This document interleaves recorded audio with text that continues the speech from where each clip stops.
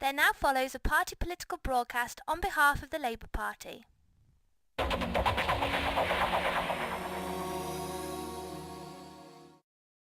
Security is vital to me and other public sector workers.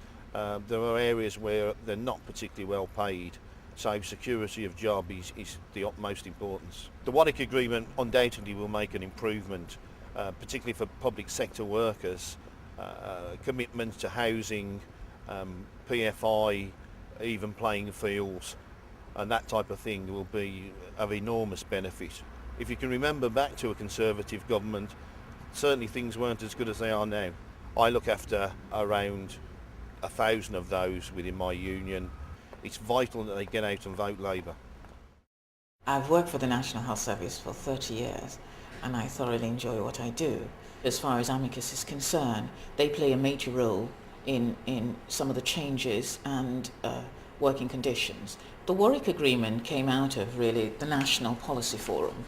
It produces at the end of it things like 4-week paid holiday, a manufacturing strategy, but also security and protection for pensions.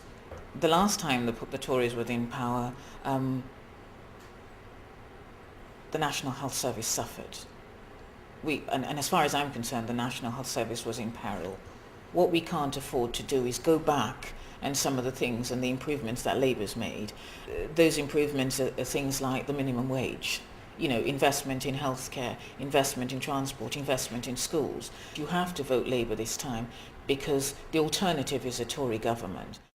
We've got currently 8,000 employees working on site at the Land Rover site.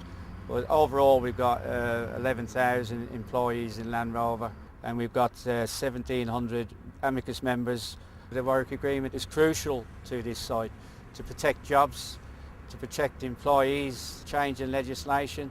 If the Tories were to get in again, the Tory government would try and change legislation even more to make it harder for trade unions to represent membership. The Labour government would honour the Warwick Agreement and change legislation to protect employees.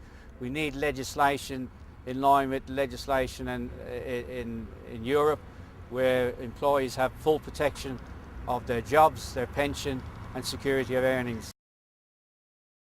For more information about James Alexander and the Labour Party, please visit www.time-for-change.org.uk.